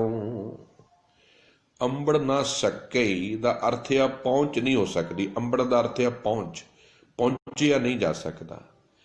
ਸਾਹਿਬ ਜੀ ਕਹਿੰਦੇ ਕਿਸੇ ਪਾਸੋਂ ਵੀ ਇਹ ਪੁੱਛ ਕੇ ਵੇਖ ਲਓ ਕਿ ਕੋਈ ਜੀਵ ਦੀ ਐਸੀ ਅਵਸਥਾ ਬਣੀ ਹੋਵੇ ਜਿੱਥੇ ਉਹ ਕਹਿ ਦਵੇ ਕਿ ਮੈਂ ਪਰਮਾਤਮਾ ਤੱਕ ਪਹੁੰਚ ਪ੍ਰਾਪਤ ਕਰ ਲਈ ਹੈ, ਪਰ ਸਾਹਿਬ ਕਹਿੰਦੇ ਤਾਂ ਵੀ ਪਰਮਾਤਮਾ ਤੱਕ ਪਹੁੰਚਿਆ ਨਹੀਂ ਜਾ ਸਕਦਾ। ਅੰਬੜ ਕੋਏ ਨਾ ਸਕਈ। ਕਹਿੰਦੇ ਸਾਰੇ ਵੱਡੇ ਵੱਡੇ ਪੈਗੰਬਰ ਪੀਰਾਂ ਨੂੰ ਪੁੱਛ ਕੇ ਵੇਖੋ ਜਿਹੜੇ ਇਹ ਕਹਿਣ ਕਿ ਅਸੀਂ ਰੱਬ ਨੂੰ ਸਮਝ ਰਹੇ ਹਾਂ, ਜਾਣ ਰਹੇ ਹਾਂ, ਸਮਝ ਕੇ ਅਸੀਂ ਕੋਸ਼ਿਸ਼ ਕਰ ਰਹੇ ਹਾਂ, ਪਰ ਸਾਹਿਬ ਕਹਿੰਦੇ ਕੋਈ ਇਹ ਪੂਰਨ ਤਰੀਕੇ ਦੇ ਨਾਲ ਨਹੀਂ ਦੱਸ ਸਕਦਾ ਕਿ ਮੈਂ ਉਹਦੇ ਤੱਕ ਪਹੁੰਚ ਗਿਆ ਵਾਂ, ਮੇਰੀ ਉਹਦੇ ਨਾਲ ਸਾਂਝ ਬਣ ਗਈ ਹੈ, ਮੇਰਾ ਉਹਦੇ ਨਾਲ ਆਖਰੀ ਕੰਮ ਪੂਰਾ ਹੋ ਗਿਆ। ਨਹੀਂ, ਕੋਈ ਨਹੀਂ ਦੱਸ ਸਕਦਾ। ਸਭ ਕਹਿੰਦੇ ਕੋਈ ਉਹਦੇ ਤੱਕ ਹਜੇ ਤੱਕ ਮੁਕੰਮਲ ਤੌਰ ਤੇ ਪਹੁੰਚਿਆ ਹੀ ਨਹੀਂ। ਉਹਦੀ ਬਜ਼ੁਰਗੀ ਸਹੀ ਤਰੀਕੇ ਨਾਲ ਦੱਸ ਹੀ ਨਹੀਂ ਸਕਿਆ ਕਿ ਉਹ ਕਿੱਡਾ ਵੱਡਾ ਹੈ। ਅੰਬੜ ਕੋਏ ਨਾ ਸਕਈ, ਕੋਈ ਉੱਥੇ ਤੱਕ ਪਹੁੰਚ ਹੀ ਨਹੀਂ ਸਕਿਆ। ਹੁਣ ਕਿਸ ਨੂੰ ਪੁੱਛਣ ਜਾਓ। ਮੈਂ ਕਿਹਨੂੰ ਪੁੱਛਾਂ, ਕਿਹਨੂੰ ਕਵਾਂ, ਕਿਤੋਂ ਇਹ ਆਸ ਕਰਾਂ ਕਿ ਕੋਈ ਇਹ ਦੱਸ ਸਕੇ ਕਿ ਪ੍ਰਮਾਤਮਾ ਦਾ ਆ ਸਰੂਪ ਹੈ। ਵਰਨਾ ਵਰਨਾ ਭਾਵਨੀ ਜੇ ਕਿਸੈ ਵੱਡਾ ਕਰੇ। ਵਰਨਾ ਵਰਨ ਦਾ ਅਰਥ ਆ ਉੱਚੀਆਂ ਤੇ ਨੀਵੀਆਂ ਜਾਤਾਂ, ਕਿਸੇ ਖਾਸ ਜਾਤ ਨੂੰ। ਬੜਾ ਪਿਆਰਾ ਬਚਨ ਕਹਿ ਕੇ ਪਾਤਸ਼ਾਹ ਜੀ ਗੱਲ ਮੁਕਾ ਰਹੇ ਨੇ। ਕਹਿੰਦੇ ਇਹ ਵੀ ਨਹੀਂ ਕਿਹਾ ਜਾ ਸਕਦਾ ਕਿ ਪ੍ਰਮਾਤਮਾ ਨੂੰ ਫਲਾਨੀ ਉੱਚੀ ਜਾਂ ਨੀਵੀਂ ਜਾਤ ਪਾਉਂਦੀ ਹੈ। ਕਿੱਡਾ ਪਿਆਰਾ ਬਚਨ ਆ। ਜਿਹੜੇ ਇਹ ਕਹਿੰਦੇ ਨੇ ਕਿ ਬ੍ਰਾਹਮਣ ਕਹਿੰਦਾ ਮੈਂ ਉੱਚੀ ਜਾਤ ਦਾ ਹੈ, ਵੀ ਮੈਨੂੰ ਰੱਬ ਬਾਰੇ ਪਤਾ ਹੈ। ਸਤਿਗੁਰੂ ਜੀ ਕਿੱਡੀ ਕਰਾਰੀ ਗੱਲ ਕਹਿ ਰਹੇ। ਕਹਿੰਦੇ ਇੱਕ ਗੱਲ ਚੇਤੇ ਰੱਖਿਓ, ਇਹ ਵੀ ਨਹੀਂ ਦਾਅਵਾ ਕੀਤਾ ਜਾ ਸਕਦਾ ਕਿ ਪਰਮਾਤਮਾ ਨੂੰ ਆ ਫਲਾਨੀ ਉੱਚੀ ਜਾਤ ਚੰਗੀ ਲੱਗਦੀ ਹੈ ਤੇ ਆ ਨੀਵੀਂ ਜਾਤ ਨਹੀਂ ਪਾਉਂਦੀ। ਉਹ ਕਿਸੇ ਜਾਤ ਪਾਤ ਦੇ ਚੱਕਰ ਵਿਊ ਵਿੱਚ ਨਹੀਂ ਹੈ। ਇਹ ਜਾਤਾਂ ਪਾਤਾਂ ਅਸੀਂ ਘੜੀਆਂ ਨੇ, ਪਰਮਾਤਮਾ ਨੇ ਨਹੀਂ ਘੜੀਆਂ। ਉਹਨਾਂ ਨੇ ਵਰਨਾਂ ਵਿੱਚ ਕੋਈ ਵੰਡ ਨਹੀਂ ਕੀਤੀ। ਤੇ ਕਿੱਡੀ ਵੱਡੀ ਚਪੇੜ ਹੋਏਗੀ ਉਸ ਸਮੇਂ ਦੇ ਧਾਰਮਿਕ ਜਿਹੜੇ ਦੁਨੀਆ ਦੇ ਲੋਕ ਸਨ, ਜੋ 4 ਵਰਨਾਂ ਦੇ ਵਿੱਚ ਧਰਮ ਦੇ ਲਿਬਾਸ ਲਾ ਕੇ ਲੋਕਾਂ ਨੂੰ ਧਰਮ ਦਾ ਲੇਬਲ ਲਾ ਕੇ ਵੰਡ ਕੇ ਬੈਠੇ ਸਨ।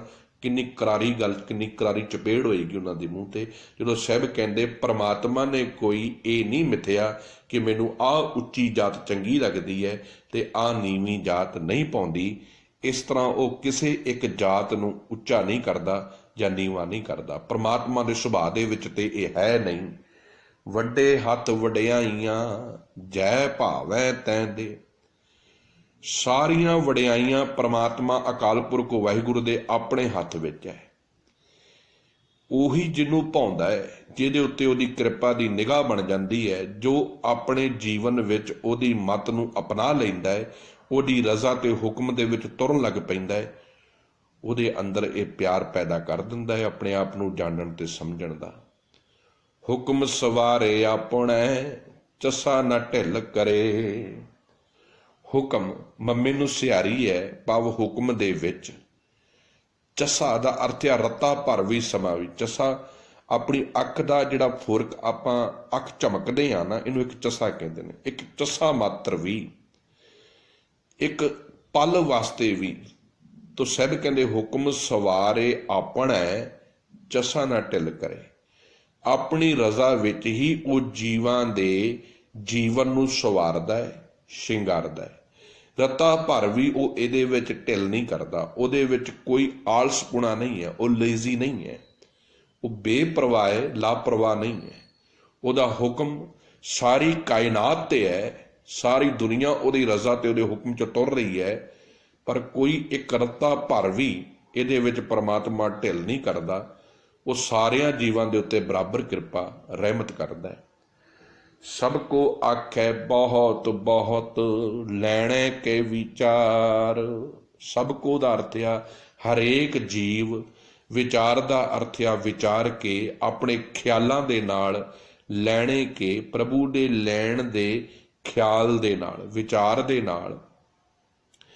ਸਾਹਿਬ ਜੀ ਕਹਿੰਦੇ ਸਭ ਕੋ ਆਖੇ ਬਹੁਤ ਬਹੁਤ, ਲੈਣੇ ਕੇ ਵਿਚਾਰ। ਲੈਣੇ ਕੈ ਵਿਚਾਰ, ਪਰਮਾਤਮਾ ਤੋਂ ਦਾਤਾਂ ਲੈਣ ਦੇ ਖਿਆਲ ਨਾਲ ਹਰੇਕ ਜੀਵ ਬਹੁਤੀ ਮੰਗ ਮੰਗਦਾ ਹੈ।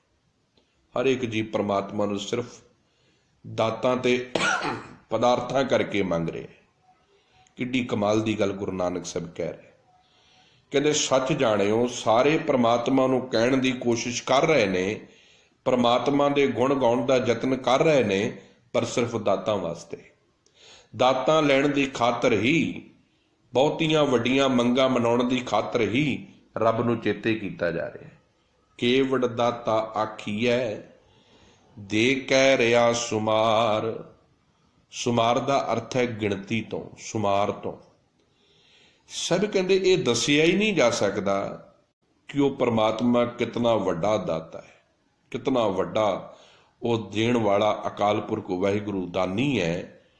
ਉਹ ਦਾਤਾਂ ਦੇ ਰਿਹਾ ਹੈ, ਪਰ ਦਾਤਾਂ ਦੀ ਗਿਣਤੀ ਪਰੇ ਤੋਂ ਪਰੇ। ਦੇਂਦਾ ਦੇ, ਲੈਂਦੇ ਥੱਕ ਪਾਏ। ਆਖਰੀਆਂ ਪੰਕਤੀਆਂ ਨੇ, ਨਾਨਕ ਟੋਟ ਨਾ ਆਵਈ, ਤੇਰੇ ਜੁਗੈ ਜੁਗੈ ਭੰਡਾਰ।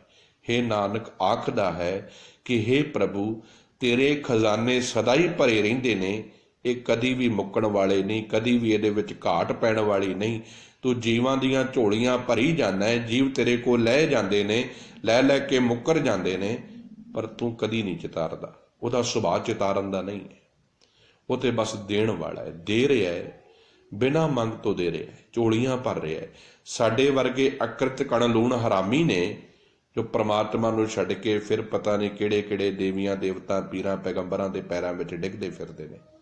ਸਾਹਿਬ ਗੁਰੂ ਨਾਨਕ ਸਾਹਿਬ ਜੀ ਇਨ੍ਹਾਂ ਸ਼ਬਦਾਂ ਦੇ ਰਾਹੀਂ ਸਾਡੇ ਅੰਦਰ ਇਹ ਖਿਆਲ ਪੈਦਾ ਕਰਦੇ ਨੇ, ਐ ਸਿੱਖਾ ਤੇਰੀ ਸੋਚ ਦਾ ਮਾਲਕ, ਤੇਰੇ ਜੀਵਨ ਦਾ ਮਾਲਕ ਕੇਵਲ ਅਕਾਲ ਪੁਰਖ ਹੈ। ਆਪਣੇ ਪਰਮਾਤਮਾ ਦੇ ਨਾਲ ਜੀਵਨ ਪਾ, ਆਪਣੀ ਆਤਮਾ ਨੂੰ ਨਿਰੰਕਾਰ ਨਾਲ ਜੋੜ, ਫਿਰ ਜ਼ਿੰਦਗੀ ਦੇ ਵਿੱਚ ਵੇਖੀ ਕਿਤਨਾ ਬਖਸ਼ਿਸ਼ਾਂ ਆਉਂਦੀਆਂ ਨੇ, ਰਹਿਮਤਾਂ ਆਉਂਦੀਆਂ ਨੇ। ਜੀਵਨ ਨੂੰ ਕਿਸੇ ਦੀ ਮੁਤਾਜੀ ਦੀ ਫਿਰ ਲੋੜ ਨਹੀਂ ਪਵੇਗੀ। ਸੋਚ ਆਜ਼ਾਦ ਹੋ ਜਾਵੇਗੀ, ਜੀਵਨ ਆਜ਼ਾਦ ਹੋ ਜਾਵੇਗਾ, ਗੁਣਾਂ ਦਾ ਪ੍ਰਗਾਸ ਜੀਵਨ ਵਿੱਚ ਹੋ ਜਾਵੇਗਾ। ਉੱਡਣ ਤੂੰ ਸੱਚਮੁੱਖ ਗੁਰਮੁਖ ਦੀ ਪਦਵੀ ਤੇ ਨਿਵਾਜਿਆ ਜਾਵੇਗਾ। ਸੋ ਅੱਜ ਦਾ ਸ਼ਬਦ, ਪਹਿਲਾ ਸ਼ਬਦ ਹੈ ਸ਼੍ਰੀ ਰਾਗ ਦਾ ਅਸ਼ਟਪਦੀਆਂ ਦਾ, ਗੁਰੂ ਨਾਨਕ ਸਾਹਿਬ ਜੀ ਮਹਾਰਾਜ ਜੀ ਦਾ, ਜਿਹਦੀ ਵਿਚਾਰ ਕਰਨ ਦੀ ਕੋਸ਼ਿਸ਼ ਕੀਤੀ ਹੈ, ਕਿਉਂਕਿ ਇਹਦਾ ਕੋਈ ਹੱਦ ਬੰਨਾ ਨਹੀਂ। ਇਹ ਨਹੀਂ ਹੈ ਕਿ ਜੋ ਮੈਂ ਕਹਿ ਰਿਹਾ ਉਹ ਆਖਰੀ ਹੈ, ਸਿਰਫ ਇਹ ਯਤਨ ਹੈ ਕਿ ਆਪਾਂ ਰਲ ਮਿਲ ਕੇ ਰੋਜ਼ਾਨਾ ਇੱਕ ਸ਼ਬਦ ਦਾ ਨਿਤਨੇਮ ਕਰੀਏ, ਉਹਦੇ ਅੱਖਰੀ ਅਰਥ ਹੀ ਸਮਝ ਲਈਏ, ਤੇ ਆਪਣੇ ਜੀਵਨ ਦੇ ਵਿੱਚ ਆਪਣੇ ਅਹੰਗ, ਆਪਣੇ ਲੋਭ ਲਾਲਚ ਨੂੰ ਵਸ ਵਿੱਚ ਕਰਦਿਆਂ ਹੋਇਆਂ ਪਰਮਾਤਮਾ ਦੇ ਘਰ ਦੇ ਵਿੱਚ ਅਰਦਾਸਾਂ ਕਰੀਏ, ਤਾਂ ਕਿ ਨਿਰੰਕਾਰ ਟੁੱਟ ਪਵੇ, ਇਹ ਜੀਵਨ ਸਫਲ ਹੋ ਜਾਵੇ। ਹੋਈਆਂ ਭੁੱਲਾਂ ਗਲਤੀਆਂ ਦੀ ਖਿਮਾ। ਬਹੁਤ ਬਹੁਤ ਧੰਨਵਾਦ ਆਪ ਸਾਰਿਆਂ ਦਾ ਜੋ ਪਿਆਰ ਸਤਿਕਾਰ ਬਖਸ਼ਦੇ ਨੇ। ਰੋਜ਼ਾਨਾ ਹੀ ਇਹ ਸੇਵਾ ਫੇਸਬੁੱਕ ਲਾਈਵ ਆਡੀਓ ਦੇ ਰਾਹੀਂ ਸਵੇਰੇ 8 ਵਜੇ ਤੇ WhatsApp ਗਰੁੱਪ ਦੇ ਵਿੱਚ ਵੀ ਇਹ ਕੀਤੀ ਜਾਂਦੀ ਹੈ। ਜਿਨ੍ਹਾਂ ਨੇ ਨਿਰੰਤਰ ਇਸ ਸੇਵਾ ਨਾਲ ਜੁੜਨਾ ਹੋਵੇ, ਉਹ ਸਾਡੇ WhatsApp ਗਰੁੱਪ ਦੇ ਨਾਲ ਅਟੈਚ ਹੋ ਸਕਦੇ ਨੇ। ਆਪਣਾ ਨੰਬਰ ਕਮੈਂਟ ਬਾਕਸ ਦੇ ਵਿੱਚ ਛੱਡ ਦਿਓ, ਆਪ ਜੀ ਨੂੰ ਐਡ ਕਰ ਲਿਆ ਜਾਵੇਗਾ। ਭੁੱਲਾਂ ਗਲਤੀਆਂ ਦੀ ਮਾਫੀ ਬਖਸ਼ ਦਿਓ। ਸਿਹਤ ਵਾਸਤੇ ਅਰਦਾਸ ਕਰਿਓ, ਤੰਦਰੁਸਤੀ ਬਖਸ਼ੇ ਪਾਤਸ਼ਾਹ, ਆਪ ਦੀ ਸੇਵਾ ਦੇ ਵਿੱਚ ਨਿਰੰਤਰ ਹਾਜ਼ਰ ਹੋਇਆ ਜਾਵੇ। ਅੱਜ ਵਾਸਤੇ ਮਾਫੀ ਚਾਹੁੰਦਾ, ਕਈ ਰਸਤੇ ਵਿੱਚ ਰੁਕਾਵਟਾਂ ਸ਼ੇਅਰ ਕਰਕੇ ਖਾਂਸੀ ਆਈ ਹੋਵੇਗੀ, ਮੈਂ ਮਾਫੀ ਚਾਹੁੰਦਾ ਕਿ ਆਪ ਜੀ ਦੇ ਰਸ ਦੇ ਵਿੱਚ ਭੰਗ ਪਿਆ ਹੋਵੇਗਾ। ਮੈਂ ਨਹੀਂ ਚਾਹੁੰਦਾ ਕਿ ਕਿਸੇ ਇਸ ਤਰੀਕੇ ਦਾ ਕੋਈ ਅਵਸਥਾ ਬਣੇ। ਆਪ ਜੀ ਨੂੰ ਸਦਾ ਗੁਰੂ ਜੀ ਕਿਰਪਾ ਕਰਨ, ਪਿਆਰ ਬਖਸ਼ਦੇ ਰਹਿਣ। ਵਾਹਿਗੁਰੂ ਜੀ ਕਾ ਖਾਲਸਾ, ਵਾਹਿਗੁਰੂ ਜੀ ਕੀ ਫਤਿਹ।